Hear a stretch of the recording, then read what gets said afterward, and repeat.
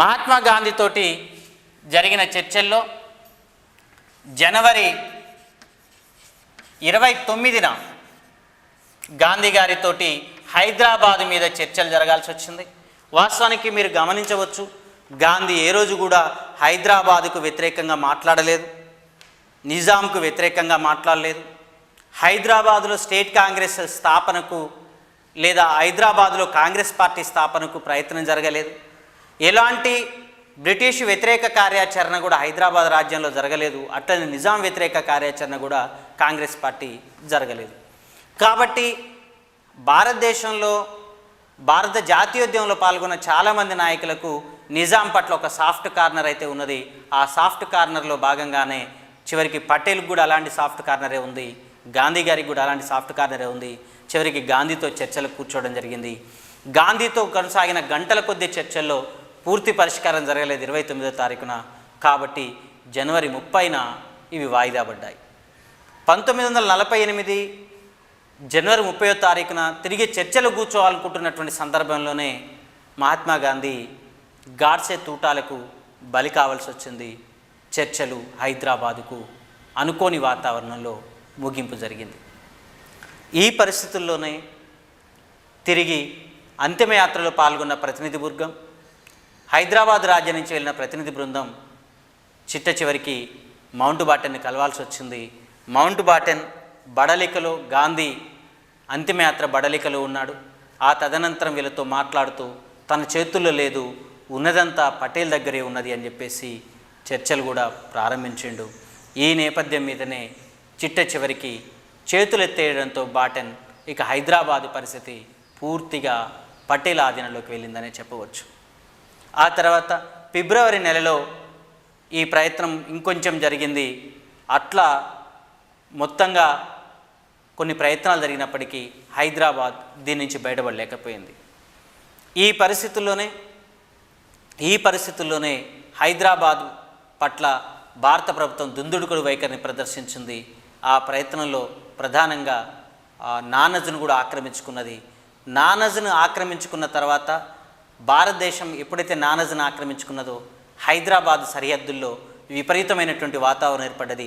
రజాకార్లు తీవ్ర హింసలకు గురి చేసిండ్లు. చాలా చోట్లలో ఆయా ప్రజలను, ఇతర మతాలకు చెందిన వాళ్ళను విధ్వంసానికి గురి చేశారు. అట్లా కొన్ని ప్రాంతాల్లో, మరఠ్వాడా కన్నడ ప్రాంతాల్లో బ్రాహ్మణులు లేదా హిందువుల మీద రజాకార్లు చేసినటువంటి ఆకృత్యాలు, వారిని పట్ల తీవ్రమైనటువంటి హింసలు పటేల్ని మరింతగా ఈ విషయంలో ముందడుగు వేయటానికి పురికొల్పినాయి. ఈ పరిస్థితుల్లోనే ఆగస్టుకి వచ్చేసరికల్లా వాతావరణం మారింది.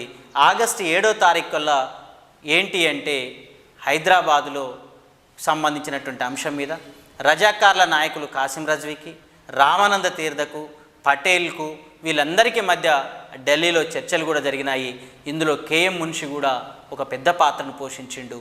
ఇట్లా ఒక చర్చలు హైదరాబాద్ మాత్రం ఒక రగులుతున్నటువంటి కాష్టంగానే నిలబడిపోయింది. జాయింట్ స్టేట్మెంట్ అమలు కాలేదు.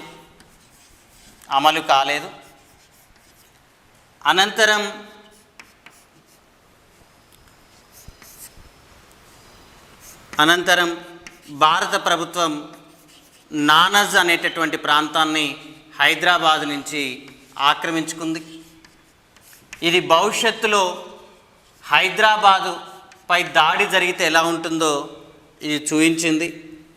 అనంతరం హైదరాబాదులో లేదా హైదరాబాదు రాజ్యంలో ఒక పెద్ద సంఘటన బైరాన్పల్లి సంఘటన జరిగింది. ఈ బైరాన్పల్లి సంఘటన తదనంతరం పటేల్ హైదరాబాదు మీద చర్యకు తీవ్రంగా ఉద్రిక్తుడు కావడం జరిగింది. రెండవది ఏంటి అంటే రజాకార్లు దీంతో పాటుగా మహారాష్ట్ర ప్రాంతాల్లో విపరీతంగా బ్రాహ్మణుల మీద, ఇతరుల మీద చేసినటువంటి దాడులు ఏవైతే ఉన్నాయో, ప్రధానంగా హిందువుల మీద చేసినటువంటి దాడులు ఏవైతే ఉన్నాయో పటేల్ని ఈ విషయం ముందుకు చేర్చింది. కాబట్టి వెంటనే తగు చర్య కోసం ఈయన హైదరాబాద్ని అల్సర్గా పేర్కొని, హైదరాబాద్ అనేటటువంటి కడుపు నొప్పి లేదా అల్సర్కి ఏదైతే ఉన్నదో హైదరాబాద్ ఇష్యూని భావించి దీన్ని ఏదో ఒక రూపంలో తీసివేయవలసిందని భావించండు. ఈ భావించిన క్రమంలోనే గోర్డాడ్ అనేటటువంటి వ్యక్తి నేతృత్వంలో ఒక రహస్య పత్రాన్ని రూపొందించడం జరిగింది. ఈ రహస్య పత్రాన్ని మనం ఆపరేషన్ కాటర్ పిల్లర్ అని చెప్పేసి అంటాం. కానీ ఈ ఆపరేషన్ కాటర్ పిల్లర్ని వినియోగించే సమయానికే అటువైపు నెహ్రూ గారు కానీ ఇటువైపు ఉన్నటువంటి మౌంట్ బాటన్ గారు కానీ దీన్ని వద్దనడంతో అక్కడ జరగబోయే హింస భయంకరంగా ఉంటుందని భావించారు. ఈ పరిస్థితుల్లోనే మనకు ఏప్రిల్ మే ప్రాంతాల్లో రజాకార్లు తీవ్రమైనటువంటి చర్యలు కూడా పాల్పడ్డారు. అయినప్పటికీ ఇక్కడ మరింతగా హిందువుల మీద రజాకార్ల దాడి జరుగుతుందని భారత ప్రభుత్వం భావించి దీన్ని వాయిదా వేసింది ఆపరేషన్ కాటర్ పిల్లర్ని. ఈ పరిస్థితుల్లోనే వీళ్ళు రజాకార్లకు దాదాపు 2 లక్షల మంది రజాకార్లకు సైనిక శిక్షణ ఇవ్వడం జరిగింది. ఈ సైనిక శిక్షణ మరింత ఘర్షణకు దారితీసింది. ఆ తర్వాత వీళ్ళు భయంకరమైనటువంటి దాడులకు సిద్ధపడ్డారు.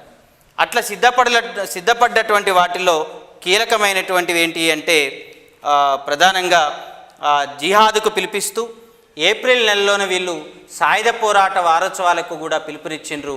ఈ పిలుపు నేపథ్యం మీద కాసిం రజ్వీ సేనలు మరింతగా ఈ దేశంలో బలోపేతం, హైదరాబాద్ రాజ్యంలో బలోపేతం జరిగింది. అట్లనే 1948 మే 25వ తారీఖున అష్మత్ గంజ్లో సిపిఐ కమిటీ, దీన్ని హైదరాబాద్ సిటీ కమిటీ అని కూడా అంటాం. ఇది స్వతంత్ర హైదరాబాద్ని కోరుకుంటూ పిలుపునివ్వడం జరిగింది. ఆ తర్వాత ఈ పరిణామాల నేపథ్యం ఓ పక్కంగా జరుగుతుండగానే మరొక పక్కంగా కీలకమైనటువంటి అంశాలు ఏంటి అంటే ఏదో ఒక మేరకు హైదరాబాద్ రాజ్యాన్ని సుస్థిరం చేయటానికి చిట్ట చివరి ప్రయత్నంగా బాటెన్ కూడా ప్రయత్నించిండు. అట్లాంటి చిట్ట చివరి ప్రయత్నం ఏంటి అంటే హైదరాబాదులోని సాయుధ దళాలను రద్దు చేయాలని 1949 జనవరి కల్లా ఇక్కడ ఒక రాజ్యాంగ పరిషత్తును ఏర్పరచాలని చిట్ట చివరిగా ఒక ప్రయత్నం కూడా చేసినాడు. కానీ ఈ ప్రయత్నానికి నిజాం ఒప్పుకున్నాడు, కానీ ఇది కూడా విఫలమైంది. ఆ తర్వాత ఆగస్టు నెల ప్రారంభమైంది. ఆగస్టు 13వ తారీఖున 7 ముస్లిం జాతీయవాదులు హైదరాబాద్ రాజ్యాన్ని భారత్లో విలీనం చేయాల్సిందే అని ప్రకటించిండు ఆగస్టు 13వ తారీఖున. అట్లా ప్రకటించిన వాళ్ళలో హుస్సేని జాఫర్, ఫరీద్ మిర్జా, అట్లనే బాకర్ అలీ మిర్జా, అట్లనే అబ్దుల్ బాసిద్, మహమ్మద్ మీర్జా లాంటి వ్యక్తులు కూడా ఇందులో ఉన్నారు. చిట్ట చివరి వ్యక్తి అబ్దుల్ ములీం. ఈ 7 కూడా జాతీయ నాయకులు, జాతీయ ముస్లిం నాయకులు. వీళ్ళు హైదరాబాద్ని భారతదేశంలో విలీనం చేయాలని చెప్పేసి డిమాండ్తో ప్రకటించడం జరిగింది. ఈ క్రమంలోనే ఆగస్టు 15వ తారీఖున విక్టరీ ప్లేగ్రౌండ్లో కాసిం రజ్వీకి ఒక సన్మాన కార్యక్రమాన్ని ఏర్పాటు చేయడం జరిగింది. దాదాపు 70,000 మంది ఈ సన్మాన కార్యక్రమంలో పాల్గొన్నారు. అందులో మోరిస్ అనేటటువంటి ఒక డెంటిస్ట్ డాక్టర్ ఈయన నెత్తిన ఒక కిరీటాన్ని పెట్టిండు, పార్సీ బట్టలు ధరింపజేసిండు. అట్టనే ఆది హిందూ అనేటటువంటి ఒక సంస్థ హైదరాబాదులో బాగా పనిచేస్తుంది సంస్కరణోద్యమానికి సంబంధించి. దానికి సంబంధించినటువంటి జిఎస్ వెంకట్రావు గారు కానీ, ఈయన్ని మనం చాలా ప్రముఖుడు హైదరాబాద్ రాజ్యాంగ చరిత్రలో, హైదరాబాద్ చరిత్రలో. అట్లనే శ్యామ్ సుందర్, వీళ్ళు కూడా కాసిం రజ్వీకి చాలా పెద్ద ఎత్తున మద్దతు తెలపడం జరిగింది. కాసిం రజ్వీ ఈ ప్రయత్నం తర్వాత దాదాపు 55 క్యాంపుల్ని రజాకార్ల నిర్వహణ కోసం 55 క్యాంపుల్ని కూడా ఏర్పాటు చేయడం జరిగింది. అట్లా ఏర్పాటు చేస్తూ ప్రయత్నం చేస్తూ వచ్చినారు. ఇదే క్రమంలో ఆగస్టు 19న నిజాం ప్రయత్నాలకు గండి కొడుతూ నెహ్రూ చిట్ట చివరగా హైదరాబాదు భారత్దే అన్నట్లు ఒక ప్రకటన కూడా ఆగస్టు 19వ తారీఖున రిలీజ్ చేయడం జరిగింది. అట్లనే ఈ ప్రయత్నాలన్నీ వేగం పుంజుకున్నది భారత్ వైపు నుంచి హైదరాబాద్ ఆక్రమణ అనేటటువంటి ప్రయత్నాలు బాగా వేగం పుంజుకున్నది మాత్రం ఒక వ్యక్తి బాధ్యత చేపట్టిన తర్వాతనే. ఆయనే ఎవరు అంటే రాజగోపాలాచారి. రాజగోపాలాచారి జూన్ 21వ తారీఖున, జూన్ 21, 1948, జూన్ 21వ తారీఖున హైదరాబాదు మీదకి ఈ ప్రయత్నాలు పెరగడానికి ప్రధాన కారణం జూన్ 21న రాజగోపాలాచారి భారతదేశపు వైస్రాయిగా ప్రకటించబడ్డ తర్వాతనే ఆయన వ్యూహాలే.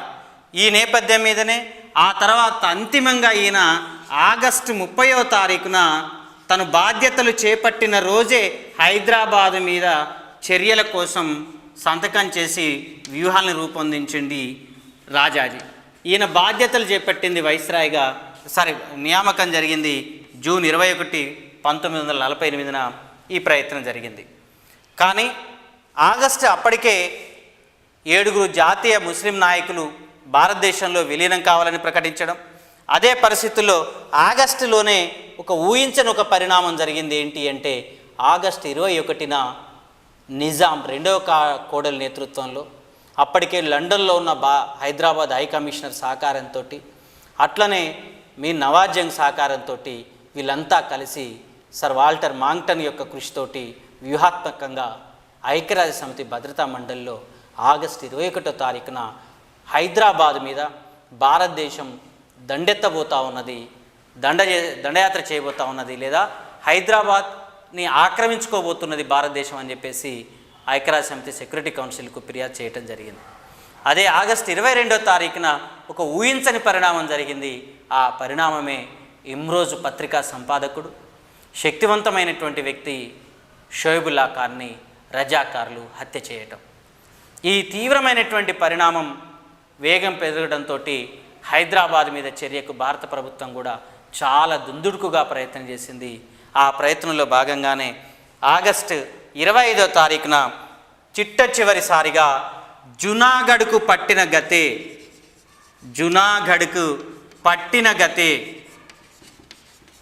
హైదరాబాదుకు పడుతుంది అని పటేల్ హెచ్చరిక చేయటం జరిగింది ఆగస్టు 25వ తారీఖున.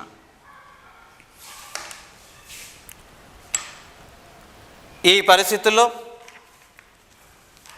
సెప్టెంబర్ 2వ తారీఖున హైదరాబాద్ బాబే హుకుమత్ లేదా అసెంబ్లీలో మాట్లాడుతూ లాయక్ అలీ సౌదీ మనకు చాలా అనుకూలంగా ఉన్నది, వీలైతే సౌదీ మనకు బాంబులు యుద్ధ విమానాల సహాయం చేస్తుంది అని ప్రకటించడం జరిగింది.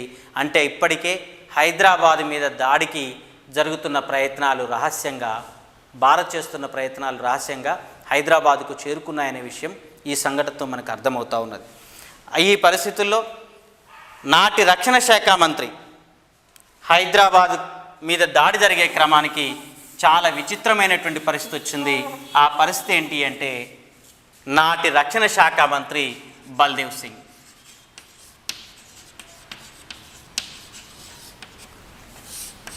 ఒక దేశం మీద సైన్యంతో దాడి చేయాలనుకున్నప్పుడు ఆ దేశ రక్షణ శాఖ మంత్రి బాధ్యత వహిస్తాడు. కానీ భారతదేశ సైన్యాలకు ఆనాడు బాధ్యత వహించవలసినటువంటి వ్యక్తి బల్దేవ్ సింగ్. కానీ బల్దేవ్ సింగ్ను కాదని, బల్దేవ్ సింగ్తో సంబంధం లేకుండానే పటేల్ భారతదేశపు సైన్యాన్ని ఈ చర్య కోసం ఉపక్రమించిండు. ఆ క్రమంలోనే బల్దేవ్ సింగ్ రక్షణ శాఖ మంత్రిగా ఉన్నప్పటికీ దక్షిణ commander, south commander in chief Rajendra Singh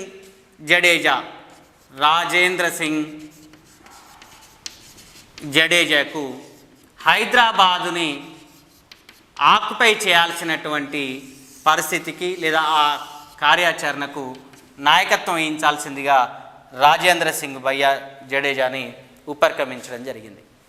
ఇందుకోసం ఆ తర్వాత సెప్టెంబర్ ఇదే నెలలో ఎప్పుడైతే ఈ 10వ తారీఖు సెప్టెంబర్ 10వ తారీఖున భద్రతా మండలిలో హైదరాబాద్ అంతకుముందు చేసిన కంప్లైంట్, ఆగస్టు 21వ తారీఖున చేసినటువంటి కంప్లైంట్ ప్రకారం సెప్టెంబర్ 10వ తారీఖున భద్రతా మండలిలో క్వశ్చన్ ఆఫ్ హైదరాబాద్ అనేటటువంటి పేరు మీదుగా చర్చ జరిగింది. ఈ చర్చ ఖచ్చితంగా ఈ సమయంలో హైదరాబాద్ తరఫున ఆనాటి ప్రముఖమైన అంతర్జాతీయ నాయకుడు విన్స్టన్ చర్చిల్ లాంటి వాళ్ళు భాగస్వామ్యం కావడం జరిగింది. హైదరాబాద్ ఇష్యూను స్విట్జర్లాండ్తో కంపేర్ చేయడం జరిగింది. దీనికి సముద్రం లేకపోయినా మనగలుగుతుంది అని, చుట్టూ ఏది ఉన్నా సాధ్యం కాకపోయినప్పటికీ ఇది యూరోప్ లాగా స్విట్జర్లాండ్ మధ్యలో ఉంది, ఇది నిలబడగలుగుతుంది అని చెప్పినాడు. టోరీ సభ్యులను కూడా తన వైపు తిప్పుకున్నాడు. మాంగ్టన్ సరే వీళ్ళందరూ ఉన్నారు కాబట్టి పరిస్థితి ఏర్పడ్డది. ఈ పరిస్థితుల్లోనే భారత ప్రభుత్వం ఈ విషయాన్ని ఛాలెంజ్ చేసుకోవటానికి ఈ విషయాన్ని మనం 986 అని చెప్పేసి అంటాం. S986 అనేది, ఈ 986 అనేటటువంటి కోడ్ నెంబర్ దేనికి సంబంధించిందంటే సెక్యూరిటీ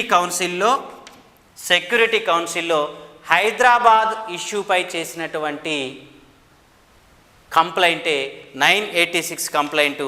ఈ 986 కంప్లైంట్ నేపథ్యం మీద మనకు ఈ క్వశ్చన్ ఆఫ్ హైదరాబాద్ అనేటటువంటి ప్రశ్న తలెత్తింది. దీనికి సంబంధించి దీన్ని 986ను ఎదుర్కోవటానికి భారత ప్రభుత్వం ఒరిజినల్ సిగ్నేచరీ అయినటువంటి రామస్వామి మొదలియార్ని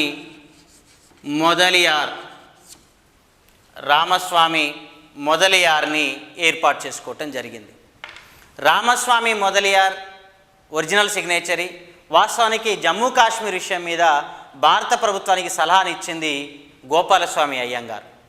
ఈ అయ్యంగార్ సలహా వికటించడం చేత ఈసారి రామస్వామి మొదలియార్ని కాశ్మీర్ అంశం మీద ఏ విధమైన దెబ్బతిన్నారో అది గ్రహించిన తర్వాత రామస్వామి మొదలియార్ని హైదరాబాద్ అంశం మీదకి తీసుకురావడం జరిగింది.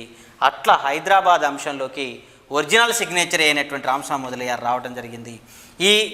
ఈ కేసు నేపథ్యం మీద పూర్తి వివరాలు తెలుసుకొని సెక్యూరిటీ కౌన్సిల్కు తెలియజెప్తానని చెప్తూ కేసుని సెప్టెంబర్ 17వ తారీఖుకి వాయిదా వేయించగలిగిండు రామస్వామి మొదలియార్. సెప్టెంబర్ 17కు కేసు వాయిదా పడడం చేత ఈ లోపే ఏదైనా ఒకటి చేయాలి అని భారత ప్రభుత్వం భావించింది. ఆ భావనలో భాగంగానే చిట్ట చివరికి సెప్టెంబర్ 13వ తారీఖుని డిక్లరేషన్ చేసింది. సెప్టెంబర్ 13 కల్లా ఎట్టి పరిస్థితుల్లో కూడా ఫైనల్ డెడ్లైన్ హైదరాబాద్ భారత్లో విలీనం కావాల్సిందే, ఇది చిట్ట చివరి డెడ్లైన్ అని చెప్పింది. అంతిమంగా ఈ డెడ్లైన్ అని చెప్పడంలో ఉద్దేశం ఏంటి అంటే అప్పటికి దాదాపుగా కమ్యూనిస్టులు తెలంగాణ ప్రాంతాన్ని మొత్తాన్ని కూడా తన ఆదిలో తీసుకొని హైదరాబాద్ సమీపంలోకి రాబోతున్నారనేటువంటి వార్తలు ఢిల్లీ ప్రభుత్వాన్ని కలవరబెట్టినాయి. ఇదే జరిగితే భారతదేశం మొత్తం కూడా కమ్యూనిస్టుల ఆధీనంలోకి వెళ్ళిపోతుంది. ఈ మధ్యలో ఉన్నటువంటి భారతదేశాన్ని నిలబెట్టుకోవడం కష్టమవుతుందని పటేల్ భావించాడు, నెహ్రూ భావించాడు. ఈ పరిస్థితుల్లో నెహ్రూని తన వైపు తిప్పుకున్నటువంటి వ్యక్తిగా రాజాజీని చూస్తాము. కాబట్టే ఆ చిట్ట చివరికి ఆపరేషన్ అనేటటువంటి ఒక ఆపరేషన్ ప్రారంభించారు. ఈ ఆపరేషన్ డెడ్లైన్ సెప్టెంబర్ హైదరాబాదు లొంగిపోవాలని చెప్పినారు. ఈలోపు హైదరాబాదు కూడా అన్ని ప్రయత్నాలు చేసుకున్నది. ఈ ప్రయత్నాల్లో భాగంగానే సెప్టెంబర్ 12న తనకు రావాల్సినటువంటి అత్యున్నతమైనటువంటి ప్రయత్నం విఫలమైంది. ఆ ప్రయత్నం ఏంటి అంటే మహమ్మద్ అలీ జిన్నా సెప్టెంబర్ 12న చనిపోవటం జరిగింది. దీంతో పాకిస్తాన్ నుంచి హైదరాబాద్కు రాగలిగేటటువంటి ఒక మద్దతు తగ్గిపోయింది. లేదు, వాళ్ళ శోకంలో వాళ్ళు మిగిలిపోయినరు. అట్లనే సౌదీ మీద ఆశలు పెట్టుకున్నారు, సౌదీ కూడా ఆగిపోయింది. ఈ పరిస్థితుల్లో హైదరాబాద్ మీద దాడి 5 రోజుల్లో ఆలస్యంగా ప్రారంభమవుతుందని వీళ్ళందరూ కూడా భావించారు. దాడి తప్పనిసరి, కానీ ఇంకొక 5 రోజులు ఆలస్యంగా ఉంటుందని భావించారు. కానీ ఊహించని పరిణామంతో సెప్టెంబర్ 13 ఫైనల్ డెడ్లైన్ పెట్టి ప్రయత్నం చేయడం జరిగింది. అట్లా ఈ ప్రయత్నానికి వాళ్ళు పెట్టినటువంటి పేరు, ఉపయోగించిన విధానాన్ని మనం పరిగణలో తీసుకుంటే వాళ్ళు పెట్టినటువంటి పేరు ఆపరేషన్ పోలో అని చెప్పేసి అంటాం, ఆపరేషన్ పోలో లేదా పోలీస్ యాక్షన్ అని చెప్పేసి పేరు పెట్టిండ్రు. ఈ పోలీస్ యాక్షన్కు బాధ్యుడు ఎవరు అంటే రాజేంద్ర సింగ్ జడేజా. ఈ బాధ్యుని చేసి వ్యూహం రూపొందించింది పూర్తిగా రక్షణ శాఖ, అనుమతి ఇచ్చింది, అధికారులు కేటాయించేది కేంద్రం. ఈ నేపథ్యం మీద పోలీస్ యాక్షన్ అనేది రూపొందించబడ్డది. పోలీస్ యాక్షన్ అనే పదాన్ని ఉపయోగించడంలో అసలు విషయం ఏంటి అంటే ఒక దేశ సైన్యం ఇంకొక ప్రాంతం మీద దాడి చేయటం సెక్యూరిటీ కౌన్సిల్ ఐక్యరాజ్య సమితి చార్టర్కి వ్యతిరేకం కాబట్టి ఇది దేశం లోపల జరిగిన ఒక చిన్నపాటి గడిబిడిని అణిచివేసేందుకు, అలజడిని అణిచివేసేందుకు పోలీసుల్ని మాత్రమే వినియోగించినామని చెప్తూ ఇది పోలీస్ యాక్షన్, ఇది పోలీసు పరిధిలోకి జరిగిన సంఘటనగా గుర్తు చేస్తూ దీన్ని రాజాజీ అనేటటువంటి నాటి గవర్నర్ జనరల్ ఈ వ్యూహాన్ని 12 దీనికి పోలీస్ యాక్షన్ అని పేరు పెట్టడం జరిగింది. ఆ క్రమంలోనే గుజరాత్ క్యాలెండర్ని తీసుకొని సెప్టెంబర్ 13న ఎర్లీ మార్నింగ్ ఆపరేషన్, పాతకాలంలో మనం చూసినాం కదా గోర్డాడ్ ప్లాన్ అని, ఈ గోర్డాడ్ ప్లాన్ బయట తీయటం జరిగింది.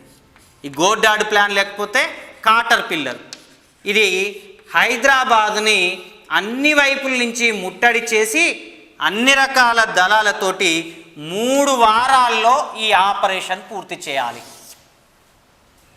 3 వారాల్లో ఈ ఆపరేషన్ పూర్తి చేయాలి అనేది లక్ష్యం. అందులో ఆ భాగంగానే గోర్డాడ్ ప్లాన్ గతంలో తయారు చేయబడ్డది. గతంలో తయారు చేసినటువంటి గోర్డాడ్ ప్లాన్ ఇప్పుడు అమల్లోకి వచ్చింది. అప్పుడు క్లోజ్ అయినా లేదా మౌంట్ బాటన్ నెహ్రూలు ఆపినటువంటి గోర్డాడ్ ప్లాన్ ఇలా రాజాజీ చొరవతోటి, పటేల్ యొక్క సహకారంతో ముందలకు వచ్చింది. ఆ ప్లానే చిట్ట చివరికి గుజరాత్ క్యాలెండర్ తీసి శుభముహూర్తం గుజరాత్ క్యాలెండర్లో ఉండడంతో పటేల్ ఈ కార్యాచరణకు ఓకే చెప్పిండు. దీనితో ఈ బాధ్యతలను చేపట్టడానికి 3 వైపుల నుంచి సైన్యాన్ని హైదరాబాద్ వైపు ముట్టడింపజేసిండు. 3 వైపుల సైన్యంలోని 3 రకాల దళాలు, విమాన దళం, నౌకాదళం, పదాతి దళం, 3 దళాలు కూడా హైదరాబాద్ మీదకి 3 వైపుల దాడికి ఉపక్రమించాయి. సెప్టెంబర్ 13వ తారీఖున దీనికి బాధ్యతలు తీసుకున్నటువంటి వ్యక్తులు ఎవరు అంటే ప్రధానంగా 3. ఆ 3 ఎవరు అంటే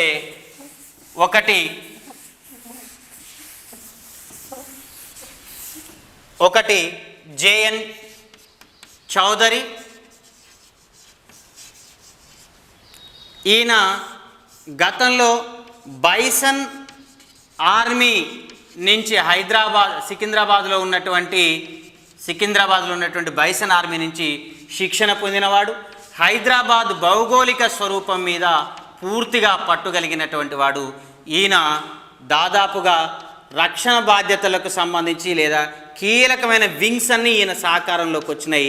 186 కిలోమీటర్ల దూరం నుంచి హైదరాబాదుకు కేంద్రంగా ఈయన దాడి ప్రారంభమైంది.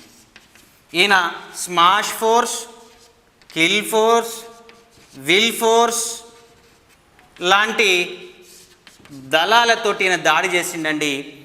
ఈ జనరల్ చౌదరి ఇంతకుముందే ఉన్నటువంటి హైదరాబాదు యొక్క భౌగోళిక పరమైనటువంటి అంశాలతో ఈయన షోలాపూర్ నుంచి దాడి ప్రారంభమైంది.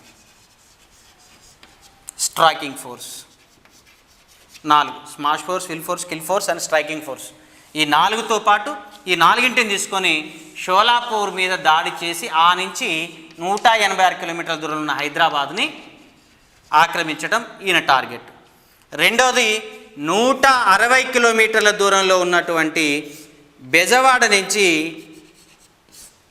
ఏ రుద్ర అనేటటువంటి ఆయనకు అప్పచెప్పడం జరిగింది. ఈయన క్వీన్ విక్టోరియా మరియు పూనా హార్స్ అనేటటువంటి 2 తీసుకొని దాడి చేసిండు. ఆ తర్వాత 3వ వాడు శివదత్ సింగ్.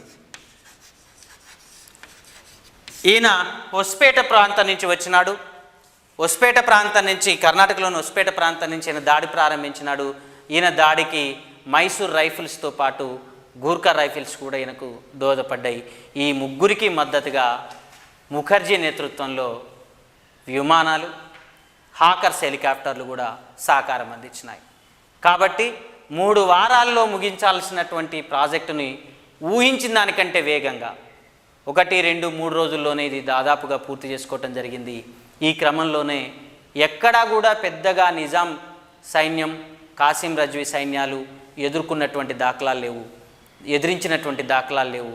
కొంత సూర్యాపేట ప్రాంతంలో తప్ప మిగతా ప్రాంతంలో పెద్దగా దాడులు గురి కాలేదు. దీనికి ప్రధాన కారణం ఏంటి అంటే, ఎవరైతే మనం మోర్ అనుకున్నామో, ఏదైతే పేలోడు పదార్థాలను విపరీతంగా వినియోగించగలిగే నైపుణ్యం ఉన్న వ్యక్తిని నియమించింది అనుకున్నామో, ఆయన్ని మొట్టమొదటి రోజే భద్రతా దళాలు తన ఆదిలో తీసుకున్నాయి. ఎప్పుడు ఇంకా 5 రోజులకు జరగాల్సినటువంటి దాడి అని అనుకుంటున్నటువంటి సమయంలో ఈ యాక్షన్ ప్లాన్కు నెవరిపోయిండు. మోర్ వెళ్తున్నటువంటి జీపును ఆక్రమించి ఆ జీపులో ఉన్న పెలోడు పదార్థాలతో సహా ఆ వ్యక్తిని అరెస్ట్ చేసి లోపల పడేయడంతో లేదా బంధించడంతో భారత దళాలకు ఒక మార్గం ఏర్పడ్డది. ముందుగానే అనుకున్న టైంకు దాదాపు ఇంకా 5 రోజులు ఆలస్యంగా ప్రారంభమవుతుందని లీకేజ్ చేసి దానికంటే ముందే యాక్షన్ ప్లాన్లోకి భారత ప్రభుత్వం దూకింది. ఫలితంగా ఊహించని పరిణామం ఏర్పడ్డది. 3 వారాల్లో పూర్తి చేయాలనుకున్నటువంటిది సెప్టెంబర్ 17 నాటికే ఇది పూర్తయింది. కేవలం 108 గంటల్లోనే ఆపరేషన్ పూర్తి చేసిర్రు భారత సైనికులు. సెప్టెంబర్ 17 సాయంత్రానికి నిజాం లొంగిబాటు ప్రకటనని కే మున్షి దగ్గర చేసుకున్న ఒక ఒప్పందం ప్రకారం లొంగుబాటు ప్రకటనని దక్కన్ ఏ రేడియో ద్వారా ప్రకటించిండు. ఇది మనం దశాబ్దాలుగా, శతాబ్దాలుగా హైదరాబాద్ ఐక్యమత్యంతో బతుకుతున్నాం. మనం ఈ సందర్భంలో చాలా ప్రశాంతంగా ఉండాలి, ఒకరి మీద ఒకరు దాడి చేసుకోవద్దు, ఈ సహనాన్ని పాటించాలని విజ్ఞప్తి చేసిండు. కానీ సెప్టెంబర్ 17 శుక్రవారం రోజున, అదే రోజు ప్రార్థన సమయంలో పెద్ద ఎత్తున ఘర్షణ జరుగుద్దని, ఘర్షణ కోసం జిహాద్ని ప్రకటించడం జరిగింది అని కాసిం రజ్వీ ప్రకటించిండు. కానీ కాసిం రజ్వీని అనేక వ్యూహాల అనంతరం ఆ సంఘటన నుంచి తప్పించడం జరిగింది. ఎక్కడ రక్తపాతం లేకుండానే, పెద్ద విధ్వంసం లేకుండానే భారత ప్రభుత్వం కేవలం 108 గంటల్లో సెప్టెంబర్ 17న హైదరాబాదుని తన ఆధీనంలో తీసుకున్నది.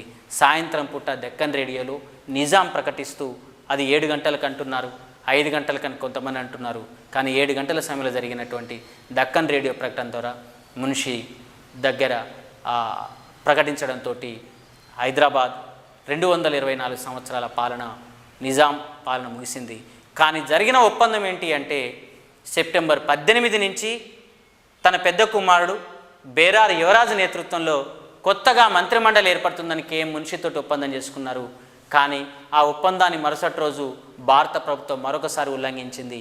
ఉల్లంఘించడమే కాదు, ఏకంగా కేఎం మున్షిని ఢిల్లీ నుంచి, హైదరాబాద్ నుంచి ఢిల్లీకి వెనక్కి రప్పించడమే కాకుండా ఏకంగా అప్పటికే వ్యూహాత్మకంగా హైదరాబాద్ సైన్యానికి వెన్నుపోటు పొడుస్తూ చాలా శక్తివంతుడని బయటికి పేరున్నప్పటికీ ఎల్ద్రూస్ అనేటటువంటి వ్యక్తి ఎవరైతే ఉన్నారో ఆయన పూర్తిగా భారతదేశ సైన్యానికి లొంగిపోయిండు. తన లోపాయకారి ఎత్తుగడలతోటి తను రాబోయేటటువంటి మంత్రివర్గంలో తను భాగస్వామ్యం ఉంటున్నాడని భావించింది భారత ప్రభుత్వం. ఆ విధంగా అతను నాశపెట్టింది. చివరికి సెప్టెంబర్ 18వ తారీఖున ఎల్ద్రూస్ లొంగిపోయిండు. ఎద్రూస్ అంటాం ఆయన్ని. ఆయన లొంగిపోయిండు. బొల్లారం సికింద్రాబాద్లో ఏకంగా జనరల్ చౌదరి మొట్టమొదటగా ఆ ప్రాంతానికి చేరుకున్నాడు. చౌదరి నేతృత్వంలో ఇతను లొంగిబోటు ప్రకటన చేసిండు. ఒకరోజు ఆలస్యం కావడంతో రుద్ర హైదరాబాద్కు చేరలేకపోయిండు. కాబట్టి సైనిక సాంప్రదాయాలను అనుసరించి సెప్టెంబర్ 17 నుంచి కూడా జనరల్ చౌదరి పరిపాలన హైదరాబాదులో ప్రారంభమైంది. మనం ఏదైతే అంటున్నామో నిజాం ప్రభుత్వం సెప్టెంబర్ 17న కూలిపోయింది అని మనం అంటున్నాము. కానీ సెప్టెంబర్ 17 నుంచి కూడా జనవరి 25, 1950 వరకు కూడా నిజాం పేరు మీదుగానే ఫర్మానాలు జారీ చేయబడ్డాయి. అట్లనే సెప్టెంబర్ 17న హైదరాబాద్ రాజ్యం లొంగిపోయినప్పటికీ 18 నుంచి ఇక్కడ సైన్యం వదిలిపెట్టిపోవాల్సి ఉండే. హైదరాబాదులో ఏ భారతీయ సైనికుడు కూడా ఉండటానికి వీలు లేకుండే. కారణం ఏంటంటే భారత్లో భాగమైపోయింది కాబట్టి ఇక సైన్యంతో పని లేదు. కానీ భారతదేశపు సైన్యం ఆ తర్వాత 1952 వరకు నిరంతరంగా కొనసాగింది. ప్రధానంగా ఎన్నికలు జరిగి కొత్తగా బూర్గుల రామకృష్ణారావు ముఖ్యమంత్రి అయ్యేంత వరకు కూడా భారతదేశ సైన్యం ఇక్కడే ఉన్నది. సైనిక అధిపతే జనరల్ చౌదరి మనకు 48 సెప్టెంబర్ 18 నుంచి కూడా 1949 డిసెంబర్ చివరి వరకు కూడా ఆయనే ఇక్కడ మిలిటరీ బాధ్యతలు నిర్వహించిండు. ఆ తర్వాత వెల్లోడి వచ్చిండు. వెల్లోడి కాలంలో కూడా ఈ ప్రయత్నం జరిగింది. వెల్లోడి కాలంలో కూడా వీళ్ళు కొనసాగిర్రు. ఏ సాయుధ పోరాటాన్ని అంచడానికి, ఏ సాయుధ పోరాటం అయితే పటేల్ అల్సర్గా ప్రకటించిండో దాన్ని అంచవేయటానికే భారత ప్రభుత్వం పెద్ద ఎత్తున ఇక్కడికి దాదాపు 50,000 మంది ప్రత్యక్ష సైన్యాన్ని దించింది అని చెప్పేసి ప్రకటించడం జరిగింది. 50,000 మంది సైన్యంతో చేసిన 10 కోట్ల రూపాయలు ఖర్చు పెట్టి చేసిన యుద్ధం, ఆ హైదరాబాద్ మీద చేసినటువంటి యుద్ధ ఖర్చుని కేవలం విద్యా ఖర్చులో భారత ప్రభుత్వం దాన్ని నమోదు చేయడం జరిగింది. ఇదంతా ఒకటి జరిగితే సెప్టెంబర్ 17న తిరిగి సెక్యూరిటీ కౌన్సిల్ సమావేశం జరిగింది. సెప్టెంబర్ 17న సెక్యూరిటీ కౌన్సిల్ సమావేశం అయ్యే సమయానికి హైదరాబాద్ లొంగిపోయింది.